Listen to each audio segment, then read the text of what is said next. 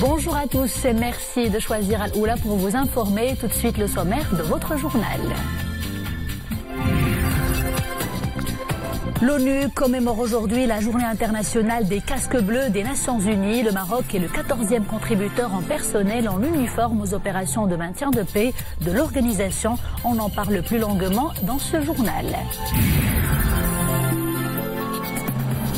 La production céréalière au titre de l'actuelle campagne agricole devrait atteindre un niveau exceptionnel avec une hausse de 3% par rapport à la campagne précédente.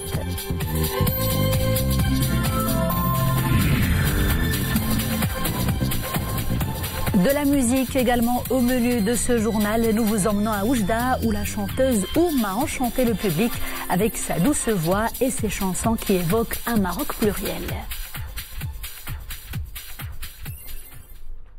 L'ONU commémore aujourd'hui la journée internationale des casques bleus des Nations Unies. Le Maroc est l'un des plus importants contributeurs en personnel en uniforme aux opérations plutôt de maintien de paix à travers le monde, notamment en Afrique et en Europe avec la Bosnie, avec des opérations de maintien de la paix, des opérations humanitaires, des hôpitaux de campagne, le soutien aux populations en matière d'accès à l'eau et bien d'autres actions au service de la paix et du développement. Mohamed Aït-Chgari, les détails.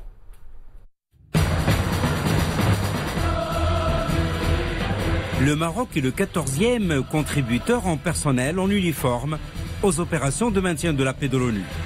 Le Maroc contribue actuellement avec plus de 1600 militaires et policiers aux opérations de paix de l'ONU en République centrafricaine et en République démocratique du Congo. À plusieurs reprises, les Nations Unies ont rendu un vibrant hommage au Maroc pour sa contribution aux efforts de maintien de la paix de l'ONU, ainsi qu'aux casques bleus marocains et leurs familles, pour leurs importants services et sacrifices pour la paix et la sécurité mondiale. Pas plus tard que la semaine dernière, les Nations Unies ont publié une collection de photos et de posters dans plusieurs langues, sous le titre « Merci le Maroc pour votre contribution et sacrifice ». Cette année marque également le 70e anniversaire de l'établissement du maintien de la paix des Nations Unies. Les Nations Unies ont désigné cette journée du 29 mai, date à laquelle la première mission de maintien de la paix de l'ONU, l'Organisation des Nations Unies pour la surveillance de la trêve, a commencé ses opérations au Moyen-Orient. Nous rendons hommage aux plus de 3700 casques bleus qui ont fait le sacrifice ultime au cours des 7 dernières années. Nous saluons enfin les 14 missions qui, aujourd'hui, œuvrent 24 heures sur 24 à protéger les populations et à faire avancer la cause de la paix.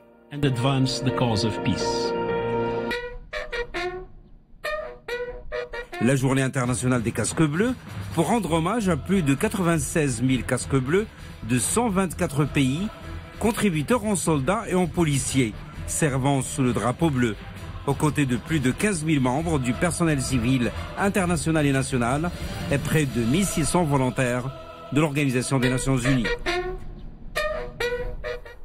Et zoom à présent sur le gigantesque chantier de la voie express Tiznit-Dakhla, un projet structurant à forte valeur ajoutée et à forte portée stratégique. Ce réseau routier accompagnera le développement des provinces du Sud et contribuera à la réduction des temps de voyage et à l'amélioration de la sécurité routière. Le projet de la voie express Tiznit-Dakhla fait partie de l'ambitieux programme de développement des provinces du Sud pour lequel a été mobilisée une enveloppe budgétaire de 77 milliards de dirhams. Nisri El-Hamdaoui.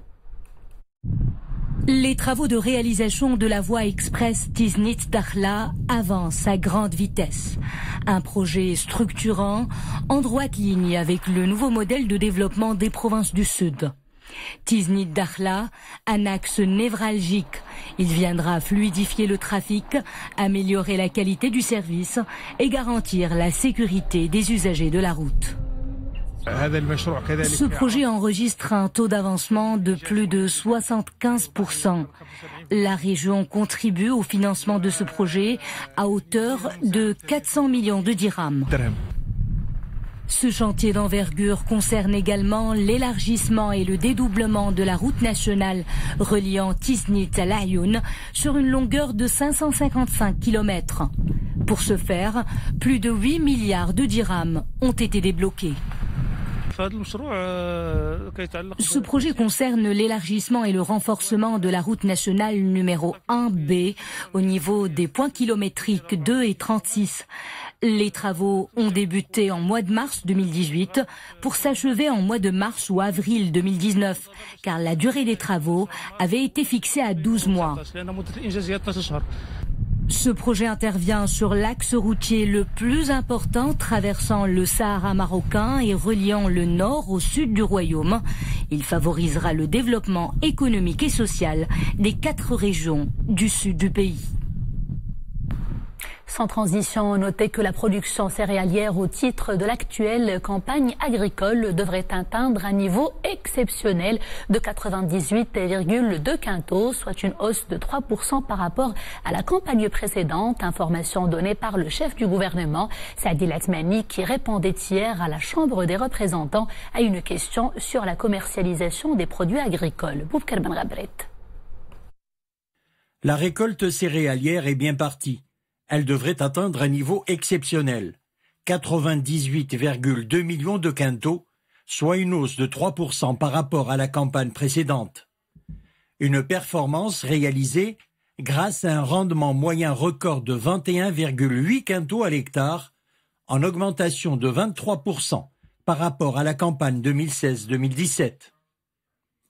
Une production céréalière réalisée sur une superficie emblavée en céréales principales de 4,5 millions d'hectares contre 5,12 millions d'hectares en 2016-2017. C'est 12% de moins que la campagne précédente. Pour développer la commercialisation des produits, basée notamment sur la mise à niveau du marché national, une nouvelle stratégie a été développée dans le cadre du plan Maroc Vert.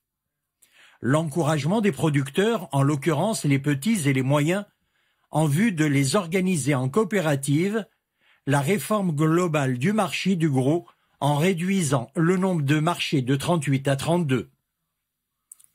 Pour encourager les producteurs à continuer d'investir dans la production céréalière, le prix de référence du blé tendre a été fixé à 290 dirhams par quintal et la mise en place également d'une subvention de 10 dirhams par quintal afin de garder le prix du pain à la portée du consommateur.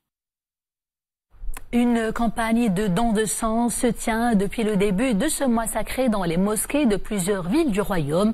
Elle est organisée par le Centre national de transfusion sanguine et la Fondation Mohamed VI pour la promotion des œuvres sociales et des préposés religieux. Grand élan de solidarité donc à travers tout le royaume. L'exemple à Salé où plusieurs donneurs font montre de générosité. Iman Ablo. Recueillement et piété à la prière des Tarawih, ici à la mosquée Mohamed VI à Salé. Juste après ce rituel religieux ramadanesque, un élan de solidarité s'empare des fidèles. Normal, une compagnie de dons de sang passe par ici. L'imam de la mosquée est tenté des donneurs et loue les bienfaits infinis de cette forme de charité. Le don de sang est un des actes charitables les plus salutaires, les plus nobles, car donner de son propre sang peut sauver une vie, celle d'un proche ou d'un membre de la communauté.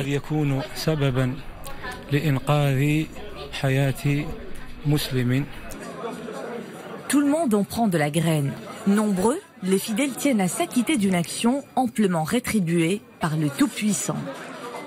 C'est la deuxième fois que je participe à cette campagne. C'est une opération humanitaire qui sauve des vies.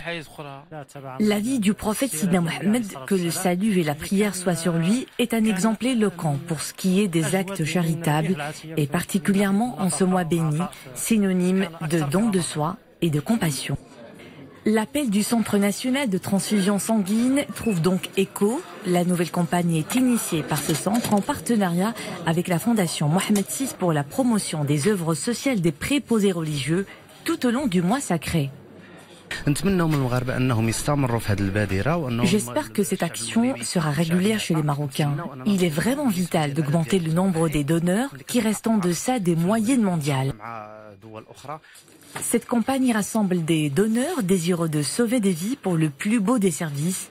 Le don de soi est hautement charitable et il a un goût si particulier en ce mois de miséricorde, de solidarité et de générosité.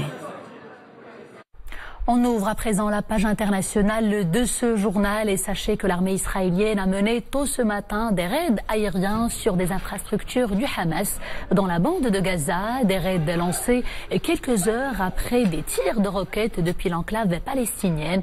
Pour rappel, hier, l'armée israélienne a effectué un raid dans le camp de réfugiés Al-Amari à Ramallah, faisant 13 blessés. La tension y est d'ailleurs toujours palpable ce mardi.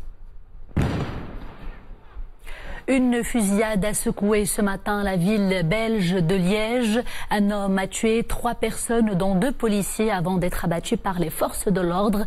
L'auteur de ces violences, un individu porteur d'une arme blanche, a pris en filature 2 policiers et les a agressés en leur donnant plusieurs coups de couteau. Il leur a ensuite volé leurs armes et ouvert le feu sur un jeune homme qui était à bord de sa voiture. Une enquête a été ouverte. Le dossier a été fédéralisé. De fortes inondations ont secoué l'ouest du Cuba. Elles sont associées au passage de la tempête Alberto. Les crues ont provoqué des coupures d'électricité et l'effondrement de plusieurs ponts. La situation est complexe, déclarent les autorités. Environ 10 000 personnes ont été évacuées en raison de cette tempête subtropicale qui s'était formée vendredi dans les Caraïbes. Des inondations soudaines et très violentes également dans l'État américain de Maryland. Des voitures emportées, de l'eau parfois jusqu'au premier étage des maisons et des routes coupées. Les autorités dénombrent d'importants dégâts matériels, mais pour l'heure, aucune victime n'est à déplorer. Les habitants sont toutefois invités à évacuer le centre-ville et à trouver refuge sur des terrains en hauteur. L'état d'urgence a été déclaré.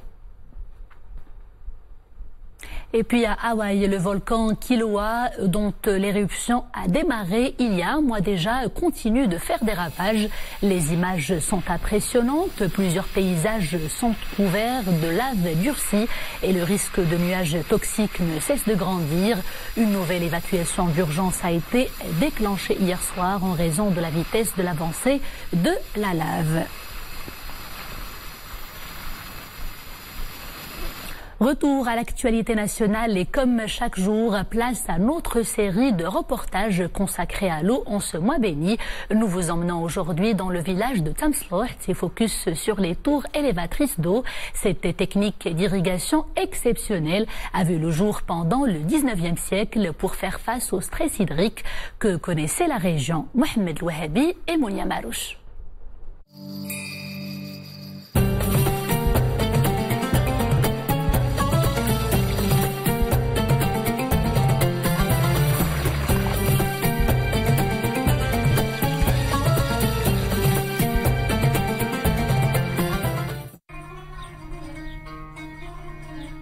À Tamslouh, un ouvrage un peu atypique résistant bien que mal à l'usure du temps et fait tellement partie du décor.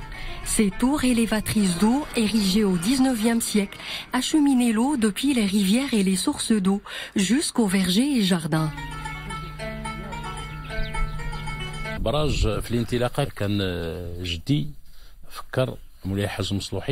Au début, mon grand-père, l'Haj Mslouhi, pensait acheminer à travers ces tours l'huile d'olive de Tamslouh à Marrakech. Mais finalement, les tours ont été utilisées pour le drainage d'eau depuis la source d'Agdel jusqu'à Zawiya.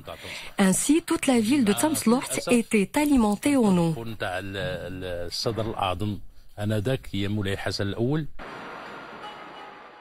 Ce système ingénieux d'irrigation, les tours, s'adaptait au relief imposant de Tamslouh et avait surtout permis d'exploiter la richesse hydraulique de la région.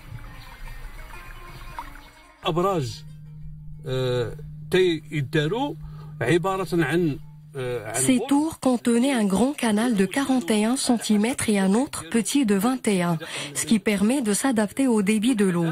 Et chaque tour se situe à 20-25 km de l'autre.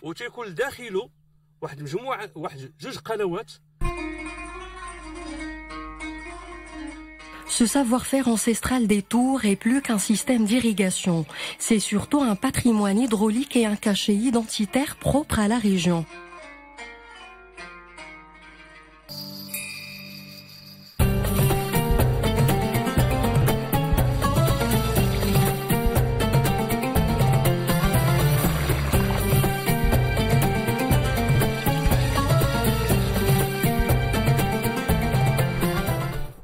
Et avant de refermer ce journal, cap sur Oujda pour parler des nuits du Ramadan, un programme culturel de l'Institut français. Il met en avant les valeurs de dialogue, de tolérance et de partage.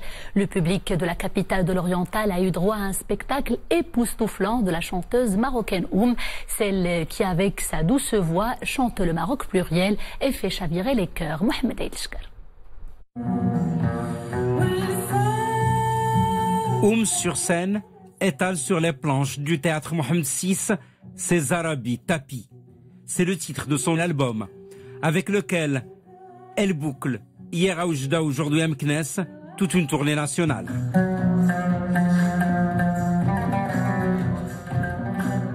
Notre tournée de l'album Zarabi touche un petit peu à sa fin, donc il était temps en effet que j'aille aussi rendre visite à mon public au Maroc, ailleurs qu'à Casablanca et à Rabat. On le fait, et d'autant plus que ça se passe ici à Oujda dans un magnifique théâtre à l'italienne qui est tout neuf, qui a juste 3 ans, et c'est vraiment une fierté que d'avoir ce genre de bâtiment, ce genre de salle pour accueillir les manifestations artistiques. Donc je suis vraiment ravie de faire partie de la programmation des Nuits du Ramadan de l'Institut français de 2018. Cet album Zarabi est un hommage aux femmes tisseuses côtoyées par l'artiste dans le sud du royaume. L'album reflète de fortes influences orientales, africaines, occidentales et surtout arabes, au cœur de la capitale culturelle du monde arabe pour cette année 2018. Effectivement, Oujda a été capitale culturelle arabe pour l'année 2018, que ça venait de démarrer donc au mois d'avril. Et je suis d'autant plus heureuse de faire partie donc de cette programmation qui coïncide aussi avec toute cette programmation de différentes manifestations artistiques qui mettent en avant le Rarnaté, mais aussi pas mal de choses dans le théâtre, dans la danse, et que ce soit abrité par ce théâtre magnifique. Paix, amour, famille, vivre ensemble et tolérance, autant de thématiques contenues dans les chansons de Zarabi. Cette soirée fait partie d'une série de 16 concerts organisés dans le cadre des Nuits du Ramadan par l'Institut français dans plusieurs villes du royaume. Et c'est la fin de ce journal. Merci de l'avoir suivi. Dans quelques minutes, vous avez rendez-vous avec Mariam Al-Mohafed pour l'édition espagnole. Quant à moi, je vous retrouve demain, toujours avec grand plaisir. D'ici là, portez-vous bien.